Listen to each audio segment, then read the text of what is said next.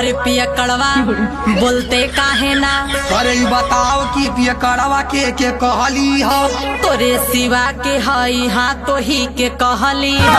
अच्छा ये बताओ कि पति तो हमके माने ली।